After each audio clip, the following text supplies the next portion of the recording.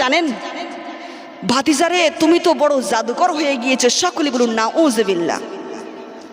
তুই হাবিবি এমনই যাকে এমন শহর থেকে হায়ার করে নিয়ে আসা হলো। কে নিয়ে এসেছেন? আবু জাহেল নিয়ে এসেছেন। কেন নিয়ে এসেছেন? আমার নবীকে পরীক্ষা করার জন্য। দেখো তো আসলে কি সে সত্যি নবী নাকি জাদুকর, সকলে বলুন নাউজুবিল্লাহ। তো হাবিবি এমনই বলছেন জাদুঘরের জাদু দুই জায়গায় চলে না। কয় জায়গায় বললাম? দুই জায়গায় জাদুঘরের জাদু চলে না। এক আকাশে চলে না, আর এক মানুষের হৃদয়ে জাদুঘর কাজ করতে পারে না। সত্যি তুমি যদি নবী হয়ে থাকো তাহলে আকাশের চাঁদকে দুই খণ্ড করে দেখিয়ে দাও, বলুন সুবহানাল্লাহ। তো আলা হযরত লিখে দিয়েছেন তেরি মর্জি পা গई सूरज उठे उल्टे कदम तेरी उंगली उठ गई माँ का कलीजा चिर गया, बोलिए ना सुभान अल्लाह। दिल से बोलिए ना मेरी माँ और बहनों सुभान अल्लाह। ওগো নবী আপনার ইশারা হয়েছে সূর্য পুনরায় ব্যাক করে চলে এসেছে। ওগো নবী আপনার ইশারা হয়েছে চাঁদ কলিজা ছিঁড়ে দু টুকরো হয়ে পড়ে গিয়েছে। আমার নবী আপনার নবী সরকারি মদিনা রাহমাতুল লিল আলামিন ওই আকাশের চাঁদকে দুই খণ্ড করে দেখিয়ে দিলেন, বলুন সুবহানাল্লাহ। তো হাবিবি এমনই বলছেন তুমি একটা পরীক্ষায় পাশ করে গিয়েছো, এবার বলো তো আমার হৃদয়ে কি চলছে? আমার নবীকে প্রশ্ন করা হচ্ছে তুমি একটা পরীক্ষায় পাশ করে গিয়েছো, এবার বলো তো আমার হৃদয়ে কি চলছে? আমার নবীজি বলছেন আপনার হৃদয়ে কি চলছে আমি মুহাম্মদ জানি। আপনার হৃদয়ে চলছে তোমার ঘরে একজন প্যারালাইজ কন্যা আছে, যে বসতে পারে না, যে খেতে পারে না, যে হাঁটতে পারে না, যে চলতে পারে না। তুমি গিয়ে দেখো তোমার কন্যা সুস্থ হয়ে গিয়েছে এবং মুসলমান হয়ে গিয়েছে, বলুন সুবহানাল্লাহ। তো হাবিবি এমনই দৌড়ে চলে যাই এমন শহরে, গিয়ে দেখে কেউ এরকম ভাবে দরজা খুলে দেয়নি। আজকে মনে হয় কে যেন দরজায় গোড়ায় দাঁড়িয়েছিল, দরজা নক করার সাথে সাথে দরজাটা খোলা, বলুন সুবহানাল্লাহ। খুলে বলে বাবা আগে বলো লা ইলাহা ইল্লাল্লাহু মুহাম্মাদুর রাসূলুল্লাহ, সকলে বলুন সাল্লাল্লাহু তাআলা আলাইহি ওয়াসাল্লাম। মা তোমাকে এই কালিমা কে শেখালো? বাবা একটু আগে একটা নুরানা সুরতালা জাত এসে আমাকে দোয়া করে দিয়েছে, আমি সুস্থ হয়ে গিয়েছি এবং মুসলমান হয়ে গিয়েছি, বলুন সুবহানাল্লাহ। আমার নবী যখন দোয়া করে উত্তর আসে শাফাইতি শাফাইতি শাফাইতি, বলুন সুবহানাল্লাহ। ও আমার প্রাণের চেয়েও প্রিয় মা বোনেরা, আমরা যখন বড় বড় গুনাহ করে মা ওই জাহান্নামে চলে যাব, আমার নবী আপনার নবী সরকারি মদিনা রাহমাতুল লিল আলামিন ওই সমস্ত জাহান্নামীদের হাত ধরে ধরে জান্নাতে ঢুকিয়ে দিবেন, বলুন সুবহানাল্লাহ। ও আমার প্রাণের চেয়েও প্রিয় মা বোনেরা, অন্য নবীর আমলে যাররা পরিমাণ বিয়াদবি করত সাথে সাথে আসমান থেকে আযাব নেমে আসতে, কথা বলেন ঠিক কিনা? কমে লূত ধ্বংস হয়ে গিয়েছে, কমে সমুদ ধ্বংস হয়ে গিয়েছে, মুসা আলাইহিস সালামের কম বিয়াদবি করেছে বলে ধ্বংস হয়ে গিয়েছে, ঈসা আলাইহিস সালামের কম বিয়াদবি করেছে বলে ধ্বংস হয়ে গিয়েছে। আর আমরা সেই নবীর উম্মতে আমার নবীকে গ্রাম ছাড়া করেছে, আমার নবীকে বাড়ি ছাড়া করেছে, আমার নবীকে ওই সিয়াবে আবি তালিব 3 বছর আমার নবীকে খাওয়ার দেয় নাই, কারোর সাথে কথা বলতে দেয় নাই, আমার নবীকে পানি পান করতে দেয় নাই।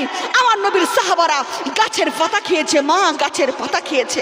আমার নবীকে ওই সিয়াবে আবি তালিব 3 বছর সাপ বিচ্ছু পোকামাকড়দের মাঝখানে থাকতে হয়েছে।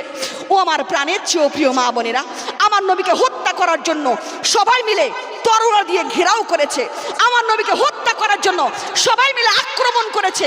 ওই তাইফে যখন আমার নবীজির মাথা মোবারক ফেটে রক্ত মোবারক বেয়ে দাড়ি মোবারক ভিজে কদম মোবারকের নিচে গিয়েছে, আমার নবী যখন জুতো মোবারক খুলেছে পায়ের চামড়া মোবারক উঠে এসেছে, সাদা সাদা দাগ হয়ে গিয়েছে।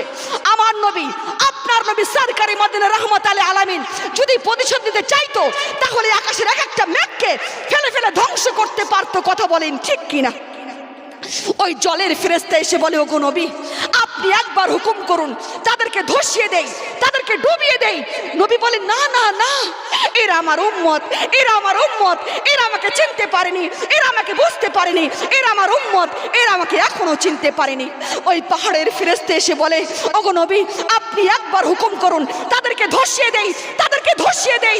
নবী বলেন না না না, এরা আমার উম্মত, এরা আমার উম্মত, এরা আমাকে চিনতে পারেনি, এরা আমার উম্মত, এরা আমাকে এখনো বুঝতে পারেনি। ওই আগুনের ফেরেশতা এসে বলে ওগো নবী আপনি একবার হুকুম করুন তাদেরকে পুড়িয়ে দেই, তাদেরকে নবী বলেন না না না, এরা আমার উম্মত, এরা আমার উম্মত, এরা আমাকে চিনতে পারেনি, এরা আমাকে বুঝতে পারেনি, এরা আমাকে এখনো চিনতে পারেনি। कोई आ जाए तो तलब से हमारा नबी इसको सिफा देते हैं। बोलिए ना सुभान अल्लाह, दिल से बोलिए ना मेरी माँ और बहनों सुभान अल्लाह। कोई आ जाए तो तलब से हमारा नबी इसको सिफा देते हैं। आए बीमार तो हर दुख की दवा देते हैं। गालियां देता है कोई तो हमारा नबी उसको दुआ देते हैं। और दुश्मन आ जाए तो हमारा नबी चादर भी बिछा देते हैं। बोलिए ना सुभान अल्लाह, दिल से बोलिए ना मेरी माँ और बहनों सुभान अल्लाह। কলিজা লাগিয়ে শোনো মা, কলিজা দিয়ে শোনো, এই কথাগুলো তাদেরকেই ভালো লাগবে যাদের কলিজায় নবী আছে। কথা বলেন ঠিক কিনা? এই সমস্ত কথা তাদেরকেই ভালো লাগে যাদের কলিজায় নবী আছে। আর যাদের কলিজায় নবী নেই তাদেরকে এই সমস্ত কথা ভালো লাগবে না। কথা বলেন ঠিক কিনা? कोई आ जाए तो तलब से हमारा नबी उसको सिफा देते हैं। আমার নবীর কাছে কেউ যখন আসতো, যা চাইতো তার থেকে হাজার গুণ বেশি দিয়ে দিত। বলুন না সুবহানাল্লাহ। আয় বিমার তো हर दुख की दवा देते हैं। আমার নবীর কাছে কেউ যখন একটা রোগের ওষুধ নিতে আসতো, আমার নবী তাকে সব রোগের ওষুধ দিয়ে দিতেন। বলুন না সুবহানাল্লাহ। গালিयां देता है कोई तो हमारा नबी उसको दुआ देते हैं। আমার নবীকে কেউ যখন গালি দিত, আমার নবী তাকে দোয়া দিতেন। और दुश्मन आ जाए तो हमारा नबी चादर भी बिछा देते हैं। बोलिए ना सुभान अल्लाह। আমার নবী যখন শত্রুরা আসতো, আমার নবীজি চাদর মোবারক বিছিয়ে দিতেন। বলুন সুবহান আল্লাহ। ও আমার প্রাণের চেয়েও প্রিয় মা বোনেরা, আমরা সেই নবীর উম্মত এখানে বসেছি। কথা বলেন ঠিক কিনা? কি করতে পেরেছি মা? যেই নবী এখনো ওই সোনার পাক মদিনা শরীফে রাব্বি হাবলি উম্মতি উম্মতি বলে কান্না করছেন, আর আমরা সেই নবীর উম্মতে নাক ডেকে ডেকে ঘুমাচ্ছি। কথা বলেন ঠিক কিনা? আমরা সেই নবীর উম্মতে নামাজ কাজা করতেছি, আমরা সেই নবীর উম্মতে মিথ্যা কথা বলছি, আমরা সেই নবীর উম্মতে বেপরদায় চলাফেরা করছি, আমরা সেই নবীর উম্মতে সুদ খাচ্ছি, পরকিয়া করতেছি। কথা বলেন ঠিক কিনা? বুঝতে শিখুন মা। কুল্লু নাফসিন যায়কাতুল মাউত, মরতে হবে এটাই নির্ধারিত সত্য। কখন যে মালাকুল মাউত চলে আসবে আমরা কেউ জানি না। কথা বলেন ঠিক কিনা? ও আমার প্রাণের চেয়েও প্রিয় মা বোনেরা, আজকে যদি সেই নবীর মোহব্বতে এই জান্নাতের বাগানে এক ফোঁটা চোখের পানি চোখ থেকে ঝরাতে পারেন মা, আজকের এই জালসা আপনাদের জন্য কামিয়াব। বলুন সুবহানাল্লাহ। কারণ এই স্টেজগুলো হয়ে গিয়েছে এখন রঙ্গ তামাশা। কথা বলেন ঠিক কিনা? যাই যত হাসাতে পারে মা, তার দাম তত বেশি। কথা বলেন ঠিক কিনা? আর চোখের জলের কোনো দাম নেই। আর আমার আল্লাহর কুদরতের চোখে এক ফোঁটা চোখের পানি আর এক ফোঁটা রক্ত খুব বেশি পছন্দ। বলুন সুবহানাল্লাহ। আজকে যদি সেই নবীর মোহব্বতে আজকে এখানে এক ফোঁটা চোখের পানি চোখ থেকে ঝরাতে পারেন, আজকের এই জালসা এখানে আপনাদের বসে থাকাটা কামিয়াব হয়ে যাবে। বলুন সুবহানাল্লাহ। কারণ কোনো পানি দ্বারা ওই জাহান্নামের আগুন নিভবে না। কথা বলেন ঠিক কিনা? একমাত্র এই চোখের পানি দ্বারা জাহান্নামের আগুন নিভে যাবে। বলুন সুবহানাল্লাহ। ও আমার প্রাণের চেয়েও প্রিয় মা বোনেরা, মরতে হবে শোনা, এটাই নির্ধারিত সত্য। কুল্লু নাফসিন যায়কাতুল মাউত, প্রত্যেকটা নাফসকে মৃত্যুর স্বাদ গ্রহণ করতে হবে। কথা বলেন ঠিক কিনা? নিঃশ্বাসের কোনো বিশ্বাস নেই মা। আসার একটা সিরিয়াল আছে কিন্তু যাওয়ার কোনো সিরিয়াল নেই। কথা বলেন ঠিক কিনা? কারণ আগে দাদু এসেছে, তারপরে বাবা এসেছে, তারপরে মা এসেছে, তারপরে আমরা এসেছি। কথা বলেন ঠিক কিনা? কিন্তু চোখের সামনে মা, চোখের সামনে বাবার লাশ আমরা দেখেছি। কথা বলেন ঠিক কিনা? দেখেননি আপনারা? বাবার লাশ কেউ দেখেননি গো। চোখের সামনে মায়ের লাশ আমরা দেখেছি। কথা বলেন ঠিক কিনা? চোখের সামনে মা, চোখের সামনে স্বামীর লাশ আমরা দেখেছি, চোখের সামনে ছোট ছোট ভাই বোনদের লাশ আমরা দেখেছি, চোখের সামনে মা, চোখের সামনে কলিজার টুকরো সন্তানের লাশ আমাদেরকে দেখতে হয়েছে। কথা বলেন ঠিক কিনা? কি নিয়ে দাঁড়াবেন শোনা? কোন চেহারা নিয়ে নবীজির কাছ থেকে সাফাই চাইবেন? কথা বলেন, কোন মুখ নিয়ে দাঁড়াবেন? ও আমার প্রাণের চেয়েও প্রিয় মা বোনেরা, মরতে হবে শোনা, এটাই নির্ধারিত সত্য। কারণ নিঃশ্বাসের কোনো বিশ্বাস নেই। ও আমার প্রাণের চেয়েও প্রিয় মা বোনেরা, যারা আখিরাতের চিন্তা করলো না, যারা পরকালে কি হবে সেই চিন্তা যারা করলো না, তাদের মতো হতভাগ্যবান ব্যক্তি এই দুনিয়ার জমিনের একটাও থাকবে না। কথা বলেন ঠিক কিনা? আজরাইল কিন্তু ঘুষ খায় না, খায় কি? আমরা যদি বলি ভাই আজরাইল আমি তো গাড়ি বাড়ির মালিক, সমস্ত সম্পত্তি তুমি নিয়ে নাও, আপাতত কয়টা দিন আমাকে সময় দাও, মানবে? কারো কথা মানবে কি? মানবে না শোনা। যে ব্যক্তি মৃত্যুর স্মরণ দিনে 5 বার করে সে কখনো ভুল পথে যেতে পারে না। কথা বলেন ঠিক কিনা? আজকে যখন বিছানায় ঘুমাবেন গো, একটু গভীরভাবে চিন্তা করে দেখবেন তো আপনি মারা গিয়েছেন। আপনি আজকে মারা যান, আপনাকে 2 ঘন্টার মধ্যে কবরে দাফন করা হবে, কথা বলেন ঠিক কিনা? কেউ যাবে না সোনা, কেউ যাবে না। আপনি দুনিয়াতে এসেছেন একা, আপনাকে যেতে হবে একা, কথা বলেন ঠিক কিনা? আমার নবী বলছেন কুল ইন কানা আবাকুম, হাবিব আপনি বলে দিন তাদের বাবা, ও আবনাকুম, হাবিব আপনি বলে দিন তাদের সন্তান, ও ইখনাকুম, হাবিব আপনি বলে দিন তাদের ভাই, তাদের স্ত্রী, তাদের কন্যা, তাদের গাড়ি বাড়ি ধন দৌলত টাকা কড়ি সমস্ত কিছু থাকবে জমিনের উপরে, কথা বলেন ঠিক কিনা?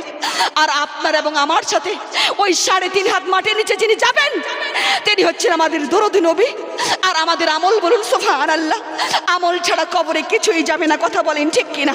আপনি যদি নামাজি হয়ে কবরে যান, নামাজ দাঁড়িয়ে যাবে, নামাজ বলবে আমি হচ্ছি নামাজ, আমার দিক থেকে তুমি চাপ দিতে পারবে না। আপনি যদি হজ করে কবরে যান, হজ বলবে আমি হচ্ছি হজ, আমার দিক থেকে তুমি চাপ দিতে পারবে না।